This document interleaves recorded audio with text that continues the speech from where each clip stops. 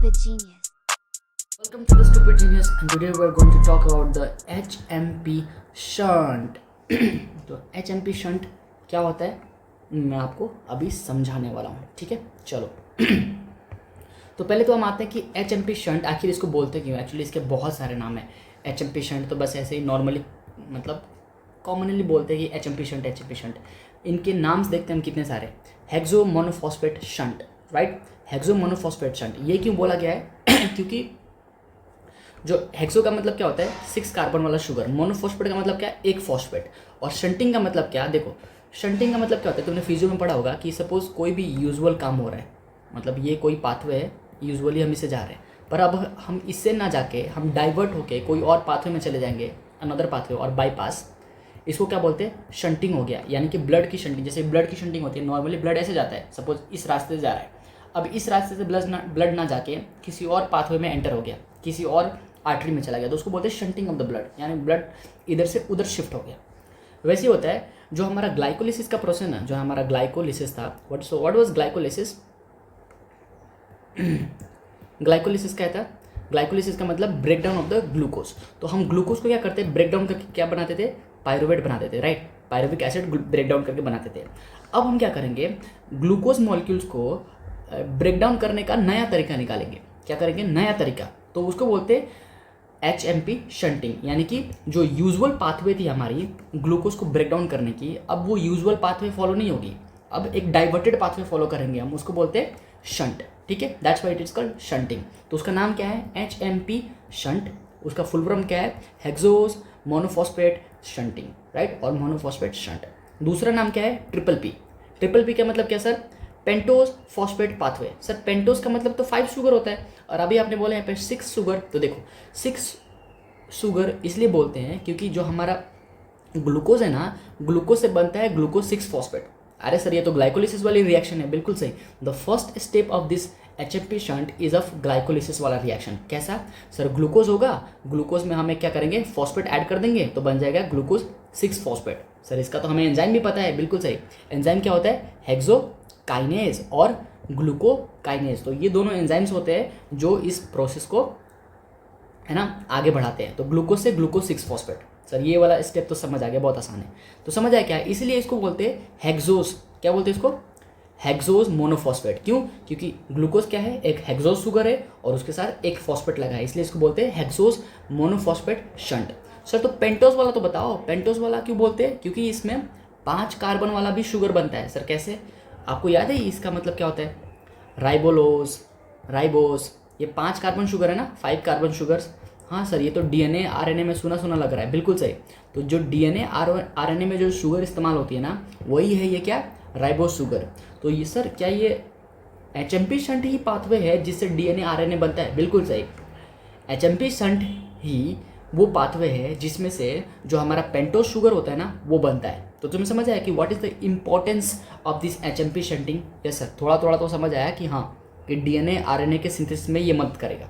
That's why इसका नाम क्या है, पेंटोज फॉस्फेट पाथवे। अब कोई तुमसे पूछेगा इसका नाम क्यों है पेंटोज फॉस्फेट पाथवे, तो क्या बोलोगे, क्योंकि इसका एक प्रोडक्ट होता है, उसका नाम क्या होता है, राइबोस शुगर, ठीक है। नाउ दूसरा नाम, तीसरा नाम क्या होता है, Dickens and the Horecker pathway. Sir Dickens and Horecker scientist के नाम लग रहे हैं, बिल्कुल सही। तो ये साइंटिस्ट के नाम है जिन्होंने इसको डिस्कवर किया था, राइट। नाउ और पाथवे बताओ सर, इसको बोलते हैं फॉस्फोग्लूकोनेट पाथवे। सर फॉस्फोग्लूकोनेट क्यों, क्योंकि इसमें एक इंटरमीडिएट मॉलिक्यूल बनता है जिसका नाम होता है फॉस्फोग्लूकोनेट। सर दिखाई दो जरा, ये देखो फॉस्फोग्लूकोनेट, राइट। तो फॉस्फोग्लूकोनेट पाथवे भी बोलते हैं। सर समझ नहीं आया, थोड़ी देर में समझ आ जाएगा, ठीक है। ये नाम भी याद हो जाएगा। सर नाम बहुत मुश्किल है, इतना तो करना पड़ेगा नाम, है ना।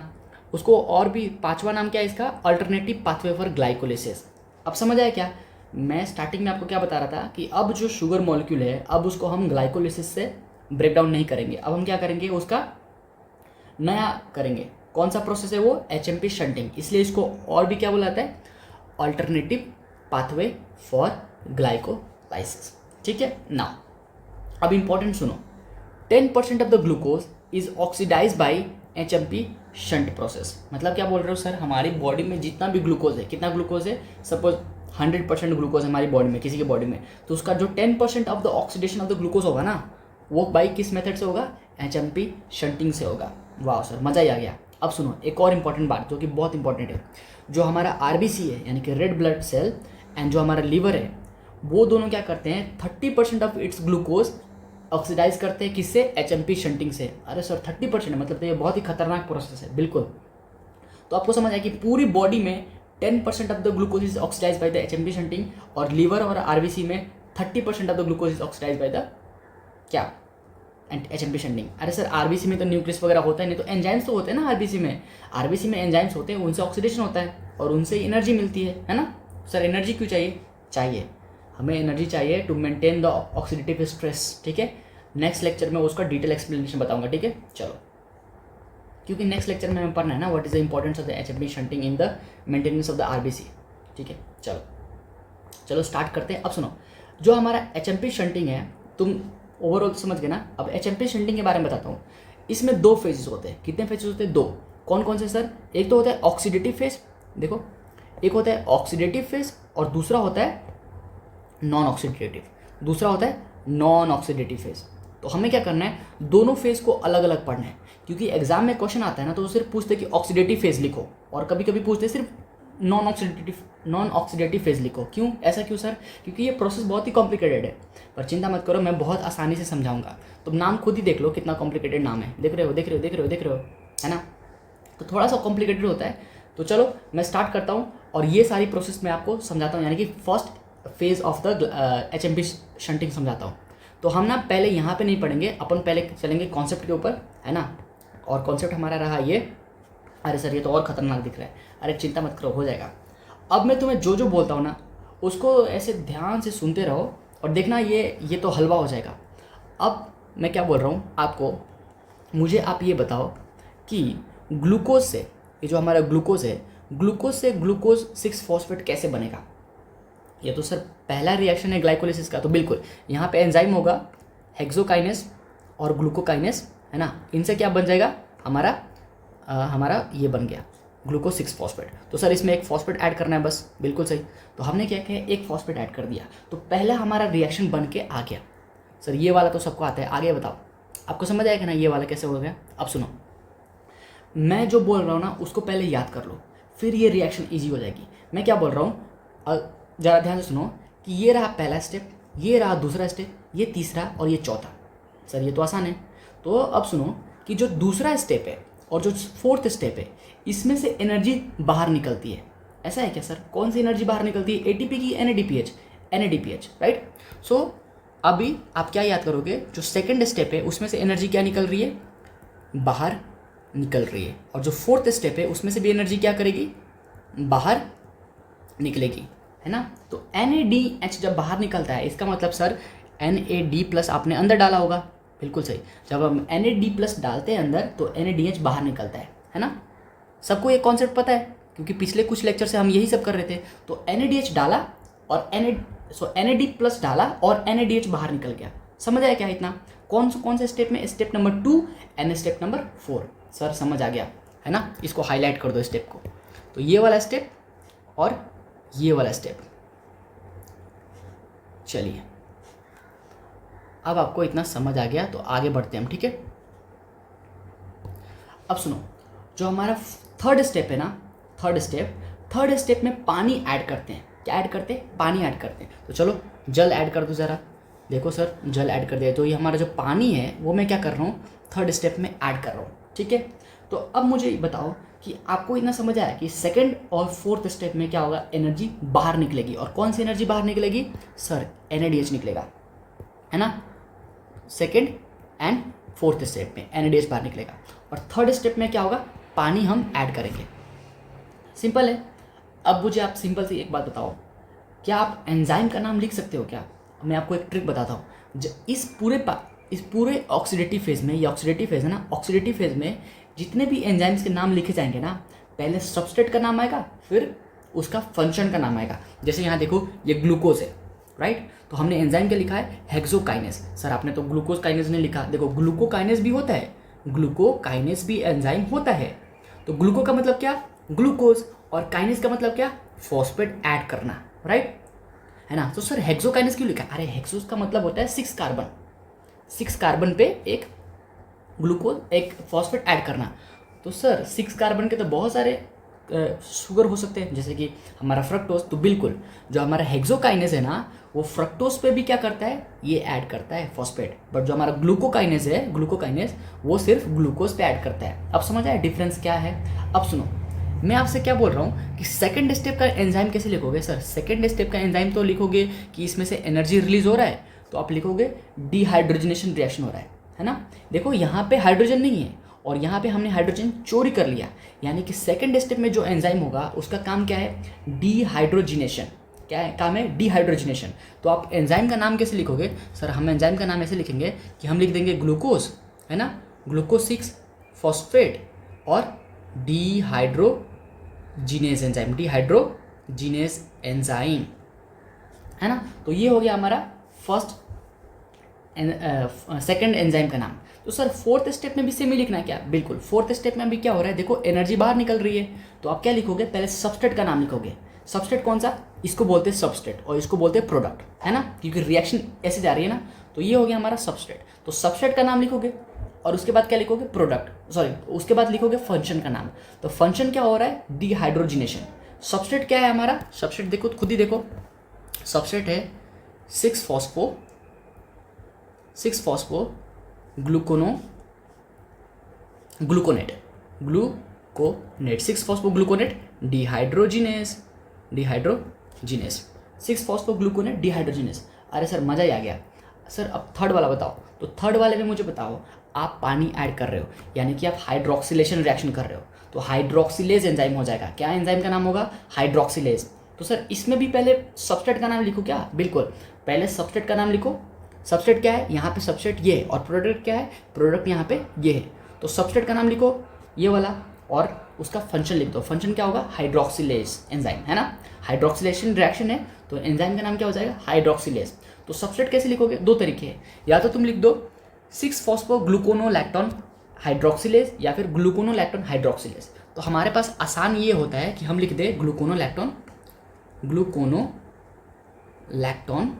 उसके बाद लिखेंगे हाइड्रोक्सिलेज।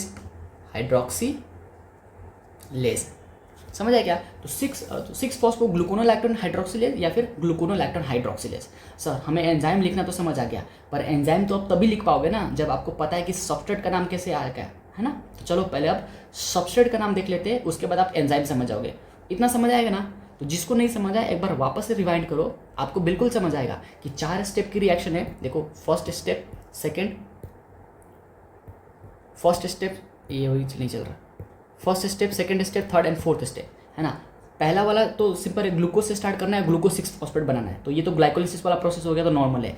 उसके बाद हम क्या करेंगे, NADH निकालेंगे, यानी कि डिहाइड्रोजनेशन रिएक्शन। उसके बाद हम वाटर ऐड करेंगे तो हाइड्रोक्सिलेशन रिएक्शन। उसके बाद फिर से हम NADH निकालेंगे तो डिहाइड्रोजनेशन रिएक्शन, है ना। तो ये आप डिहाइड्रोजिनेज, हाइड्रोक्सिलेज ऐसे लिख पाओगे। बस आपको क्या याद करना है, एक ही चीज़ याद करना है, ये 4 नाम याद कर लेने हैं। 4 क्या, ये 5, मतलब ये पाँचों लाइन से याद कर लो, पाँचों लाइन से याद कर लो और दिमाग लगा के एंजाइम का नाम लिख लेना, ठीक है। पाँचों लाइन से याद कर लो और दिमाग लगा के एंजाइम का नाम लिख लेना, ठीक है। चलो अब मैं आपको पाँचों याद कराता हूँ। कैसे याद कराऊंगा, सुनो।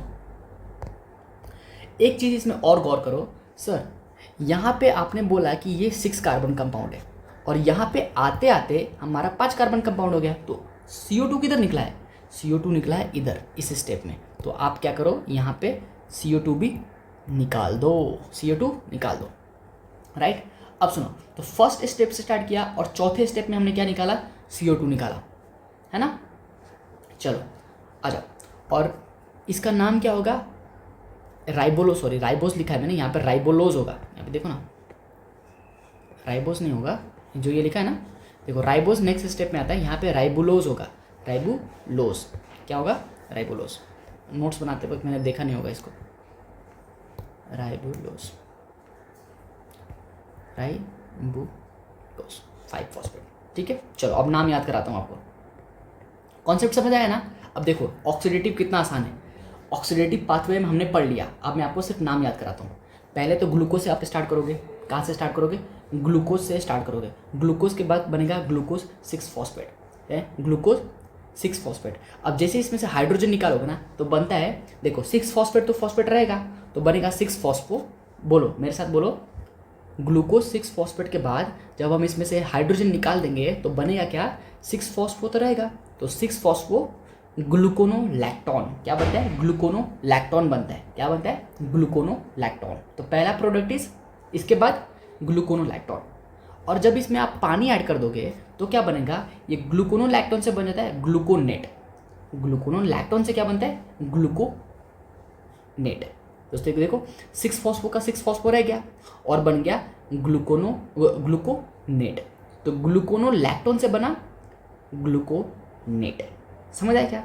चलो अब 6 फॉस्फो ग्लूकोनेट से क्या बनेगा, हम इसमें से NADH निकाल देंगे और एक CO2 निकाल देंगे। तो पता है 6 कार्बन से क्या बन जाएगा, 5 कार्बन कंपाउंड। और 5 कार्बन कंपाउंड कौन सा है हमारा, कौन सा है, राइबोलोज 5 फॉस्फेट। सर यहाँ पे 6 फॉस्फेट है, यहाँ पे 5 फॉस्फेट है, बिल्कुल। यहाँ पे 6 कार्बन है इसलिए 6 फॉस्फेट है, यहाँ पे 5 कार्बन है इसलिए 5 फॉस्फेट है। 5 फॉस्फेट का मतलब क्या, 5th कार्बन पे फॉस्फेट ग्रुप ऐड है। ठीक है, तो हमारा बन गया राइबोलोज 5 फॉस्फेट। ठीक है, अब सुनो, ये जो था ना, ये पाथवे था सिर्फ ऑक्सीडेटिव फेज। ठीक है, ये क्या है, ऑक्सीडेटिव फेज है। तो एग्जाम में जब क्वेश्चन आता है ना तो सिर्फ पूछते हैं कि ऑक्सीडेटिव फेज लिखो या फिर पूछते हैं नॉन ऑक्सीडेटिव फेज लिखो। तो सिर्फ आपको इतना ही लिखना है, अगर ऑक्सीडेटिव फेज पूछे ना तो बस इतना ही लिखना है। अब सुनो मेरी बात ध्यान से देखो, ऑक्सीडेटिव फेज में आपको 2 NADPH निकल रहा है, यानी कि oxidative phase is important when you need energy. Oxidative phase is important when you need energy, यानी कि जहाँ भी एनर्जी की ज़रूरत है हम कौन सा फेज इस्तेमाल करेंगे, ऑक्सीडेटिव फेज। और ये इरिवर्सिबल होता है। कौन सा होता है सर, ये इरिवर्सिबल। क्यों, क्योंकि हम इसमें से एनर्जी निकाल रहे हैं, तो जब इसको वापस करना होगा ना तो हमें एनर्जी देना पड़ेगा। जैसे कि इधर से अगर मैं इधर प्रोसेस लेकर आऊँ तो एनर्जी बाहर निकल रही है, तो अगर मुझे प्रोसेस ऊपर लेके जाना है, उल्टा लेके जाना है, तो क्या करना पड़ेगा, एनर्जी अंदर देनी पड़ती है। इसलिए जितने भी हाई एनर्जी के रिएक्शंस होते हैं ना वो नॉर्मली इरिवर्सिबल होते हैं। ठीक है, चलो समझ आए क्या आपको ना, इसलिए ये वाला प्रोसेस क्या है, इरिवर्सिबल।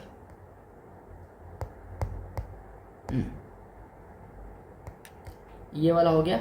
अब हम मूव करते हैं अपने सेकंड। देखो यहाँ पे यही ढूंढ रहा था मैं कि जो हमारा HMP शंट है इसके ये ऑक्सीडेटिव फेज है। ऑक्सीडेटिव फेज क्या है, इरिवर्सिबल। और नॉन ऑक्सीडेटिव फेज क्या है, ये रिवर्सिबल है। और रिवर्सिबल क्यों है, क्योंकि यहाँ पे कार्बन की शफलिंग होती है, और कार्ड वाली शफलिंग, बिल्कुल।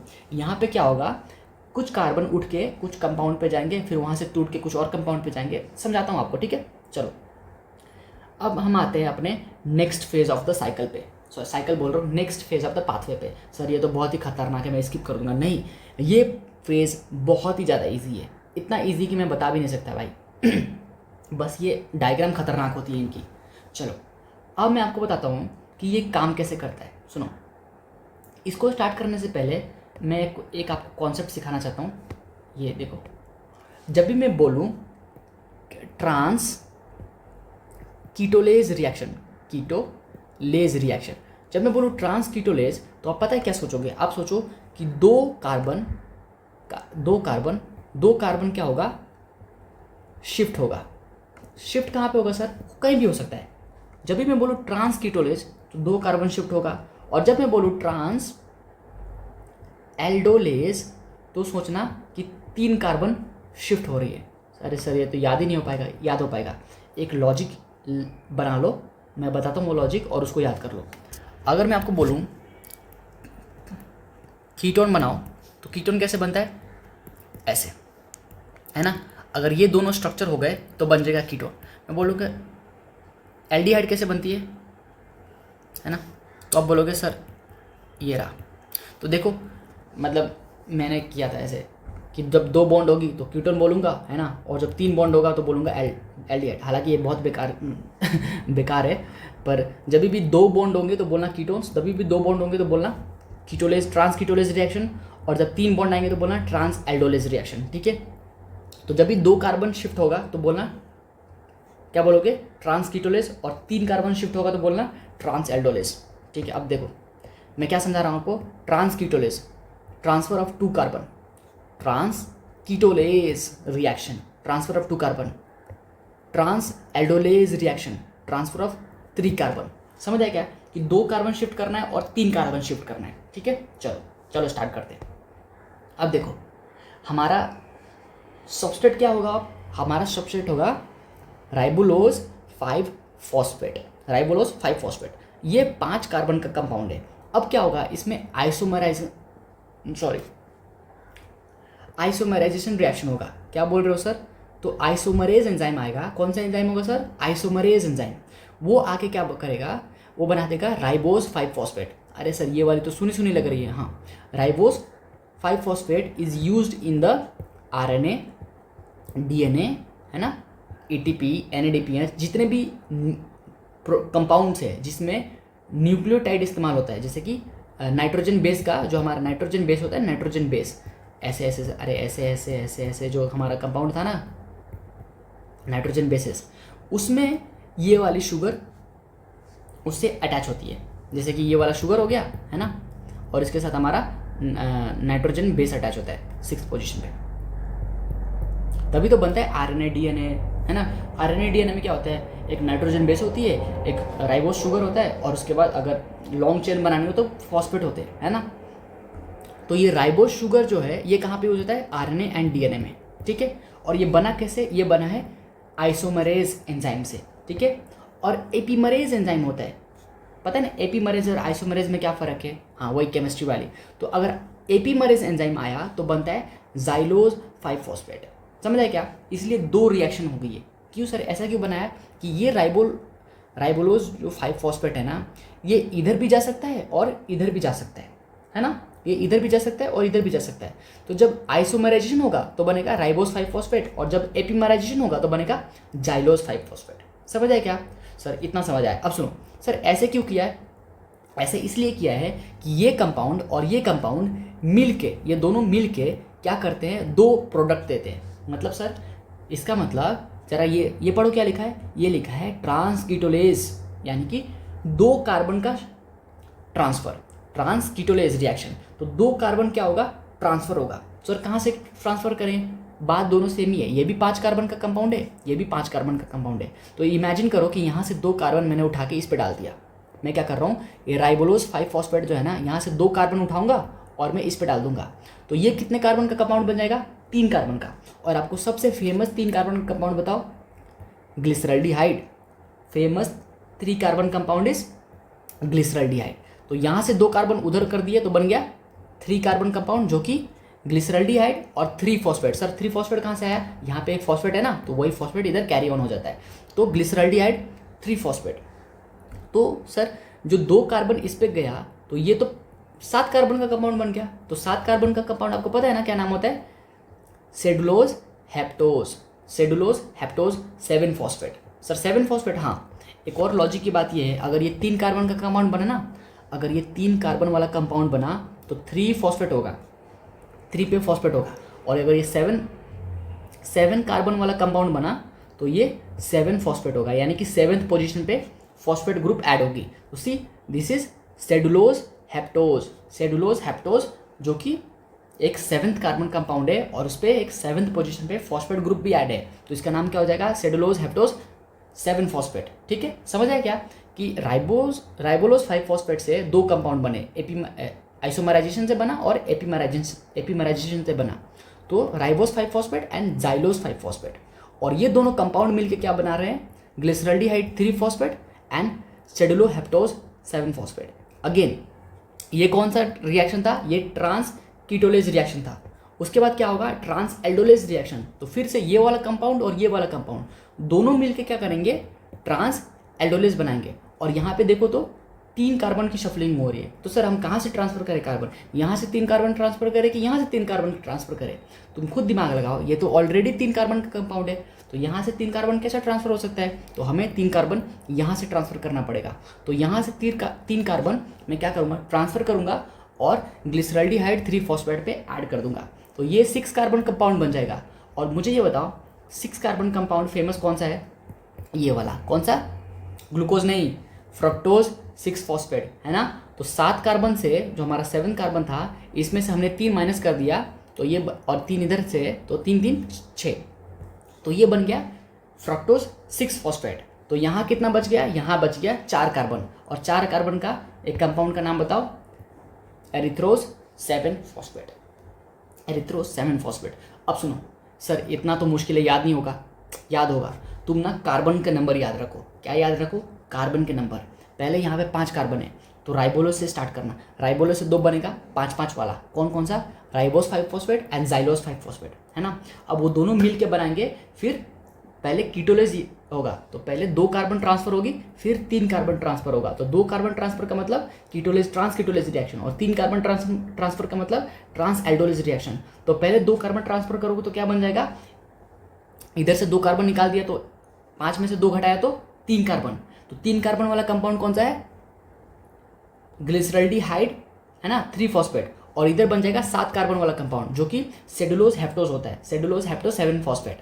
अब यहाँ से फिर ट्रांस एल्डोलेज रिएक्शन करो, तो ट्रांस एल्डोलेज में 3 कार्बन ट्रांसफर होगा, तो यहाँ से 3 कार्बन ट्रांसफर कर दो, तो 3 कार्बन ट्रांसफर हुआ तो ये बन जाएगा फ्रक्टोज 6 फॉस्फेट, और ये बन जाएगा एरिथ्रोज 6 फॉस्फेट। बहुत आसान है, देखा, बहुत आसान है। अब सुनो, जो ये ट्रांस कीटोलेज है ना, यहाँ पे एक कोफैक्टर यूज होता है, इसका नाम होता है टीपीपी। याद करो टीपीपी का मतलब क्या होता है, थाइमिन पायरोफॉस्फेट, थाइमिन पायरोफॉस्फेट। याद भी है, मैंने कौन सा बताया था कि thymine pyrophosphate is a vitamin, और कौन सा विटामिन है मुझे कमेंट करके बताओ कि ये सर टीपीपी कौन सा विटामिन है, ठीक है।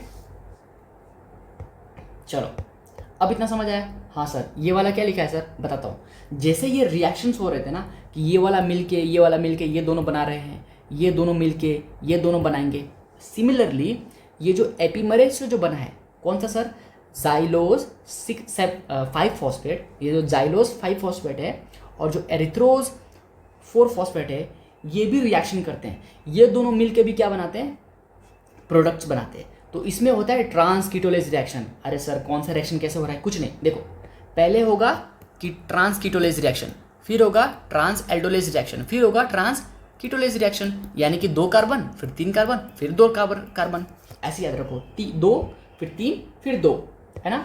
अब देखो, तो अब होगा ट्रांस कीटोलेज रिएक्शन। देखो ये रहा ट्रांस कीटोलेज, इसका मतलब क्या, ट्रांसफर ऑफ 2 कार्बन मॉलिक्यूल्स। तो कहाँ से होगा सर, ये पहला वाला प्रोडक्ट यानी कि जाइलोज 5 फॉस्फेट वाला प्रोडक्ट और एरिथ्रोज 4 फॉस्फेट वाला प्रोडक्ट, ये दोनों मिलेंगे और 2 कार्बन की शफलिंग होगी। तो यहाँ से 2 कार्बन उठा के इस पे रख दो, तो 2 कार्बन उठा के इस पे रखोगे तो क्या बनेगा, ये बन जाएगा 6 कार्बन और ये बन जाएगा 3 कार्बन। तो 3 कार्बन वाला प्रोडक्ट कौन सा था, 3 कार्बन वाला प्रोडक्ट था ग्लिसरल्डिहाइड 3 फॉस्फेट, और 6 कार्बन वाला प्रोडक्ट कौन सा था, 6 कार्बन वाला था फ्रक्टोज 6 फॉस्फेट।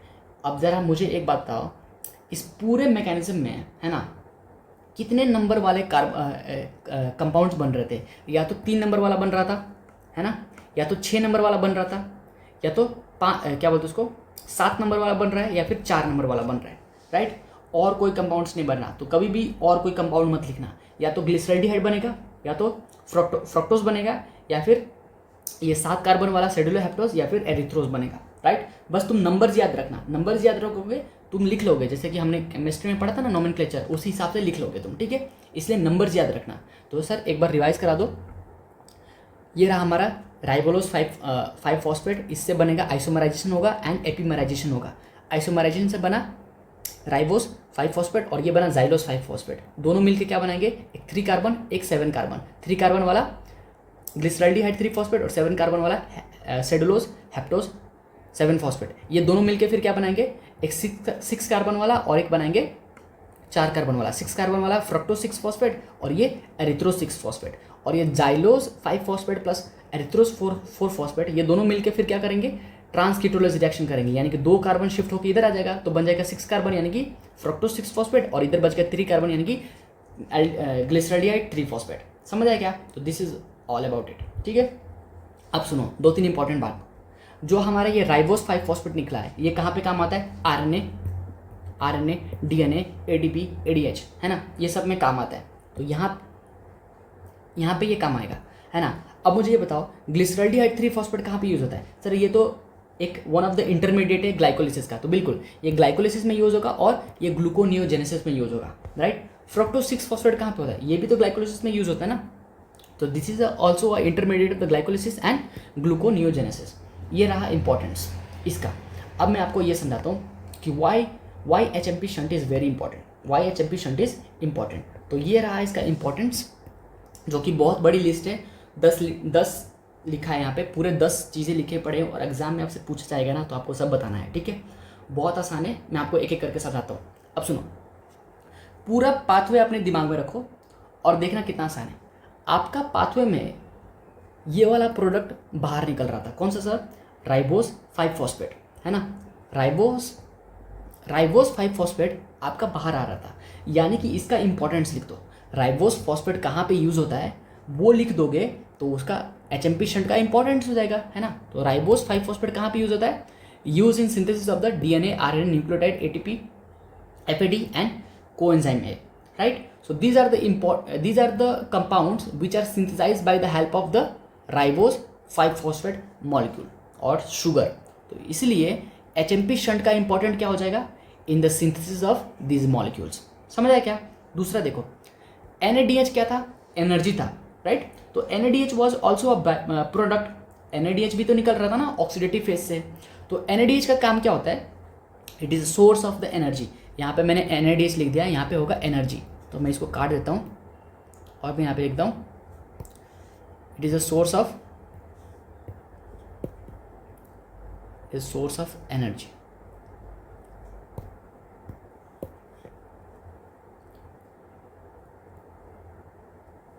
है ना। तो it is a source of energy NADH, and NADH is used in the reductive biosynthesis. Sir ये क्या है? देखो, रिडक्टिव बायोसिंथेसिस का मतलब मैं आपको फैट वाले चैप्टर में बहुत अच्छे से समझाऊंगा, पर इतना समझ जाओ कि जब भी हम फैट की सिंथेसिस करते हैं, मतलब जब भी हम फैट मॉलिक्यूल बनाते हैं, अरे सर फैट मॉलिक्यूल हम सिंथेसाइज करते हैं क्या? बिल्कुल, जब आपको फैट सिंथेसाइज करना ही पड़ेगा आपकी बॉडी में, राइट। और आपको कोलेस्ट्रॉल भी सिंथेसाइज करना पड़ेगा आपकी बॉडी में, राइट। तो जब भी हम इसको सिंथेसाइज करते हैं ना तो हम यूज़ करते हैं NADH। और NADH आता कहाँ से आएगा? या तो ग्लाइकोलिसिस से आएगा, या तो क्रेब्स साइकिल से आएगा, या तो एचएमपी शंट से आता है। तो this NADH also help in the synthesis of the fat and the cholesterol, और इस प्रोसेस को बोलते हैं रिडक्टिव बायोसिंथेसिस, ठीक है। तो लीवर में सर क्या काम है? लीवर में ये होगा ना, लीवर में ही तो होता है fatty acid synthesis, and cholesterol कहाँ पे बनता है? लीवर में बनता है। इसलिए लीवर में क्या होता है? कोलेस्ट्रॉल की सिंथेसिस होती है, इसलिए एचएमपी शंट इज इंपॉर्टेंट। तभी तो याद करो 30% of the sugar was oxidized by the help of the HMP shunt in the liver and RBC।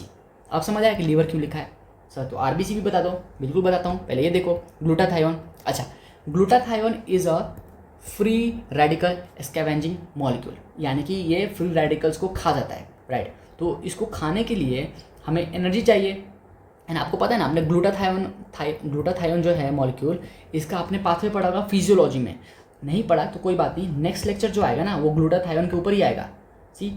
Next lecture जो आएगा वो ग्लूटाथायोन के ऊपर ही आएगा, और फिजियोलॉजी का पोर्शन मैं उसमें इंक्लूड करूंगा। हालांकि मैंने फिजियो वाले वीडियो में, जो मैंने पुराने वीडियोस बनाए हैं फिजियोलॉजी के, उसमें मैंने ग्लूटाथायोन के बारे में बहुत ही डिटेल एक्सप्लेनेशन दिया है कि ग्लूटाथायोन काम कैसे करता है, राइट।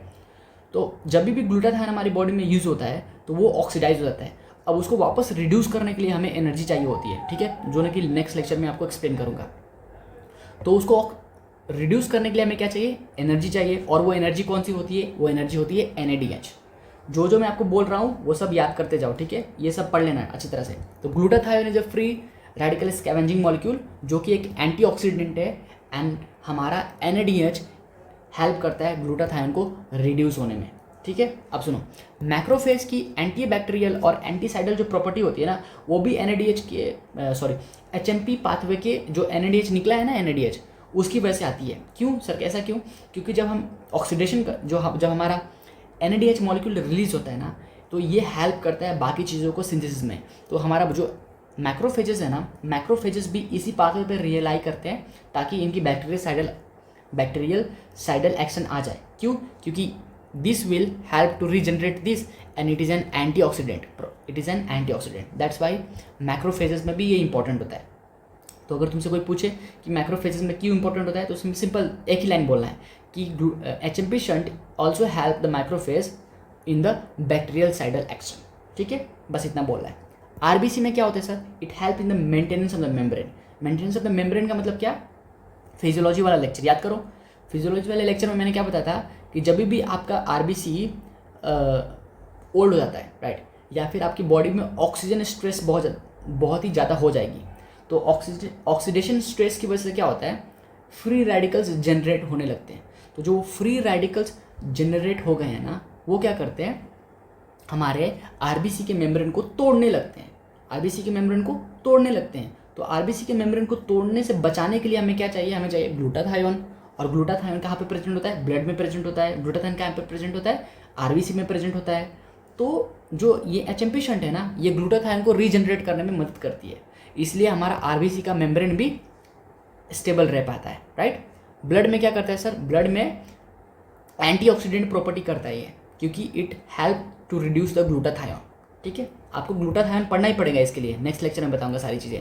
आइज में क्या होता है, तो आइज में it help in the maintenance the transparency of the lens. Liver में क्या होता है, लीवर में होता है detoxification reaction plus biosynthesis reaction. Sir detoxification समझ नहीं आया, देखो आप जो भी खाना खाते हो या फिर जो भी चीज़ें खाते हो, उसमें बहुत सारी चीज़ें ऐसी होती है जो अनवांटेड होती है, या फिर बहुत सी सारी चीज़ें ऐसी होती है जो कि हमारे बॉडी में एक्सक्रीट करने के लिए हमें उसको डिटॉक्सिफाई करना पड़ता है, यानी कि हमें उस मॉलिक्यूल में कोई मॉलिक्यूल ऐड करना पड़ता है। देखो इसके ऊपर पूरा एक चैप्टर है, मैं आपको 2 मिनट में डिटॉक्सिफिकेशन नहीं समझा सकता क्योंकि डिटॉक्सिफिकेशन इज़ लाइक जीनोबायोटिक्स के फेज़ 1, फेज़ 2, फेज़ 3 रिएक्शंस होते हैं, और उसके ऊपर पूरा 2 घंटे का लेक्चर बनेगा। ठीक है, तो ये उस चैप्टर में जब मैं आपको पढ़ाऊंगा ना लीवर मेटाबॉलिज्म, वहाँ पे आपको समझाऊंगा कि डिटॉक्सिफिकेशन रिएक्शन कैसे होता है। बस इतना ही अभी याद रखो कि एचएमपी जो शंट है ना, उसकी वजह से जो एनर्जी निकलती है ना, वो हेल्प करता है डिटॉक्सिफिकेशन रिएक्शन में। ठीक है, गला बैठ के बोला नहीं जा रहा मेरे से।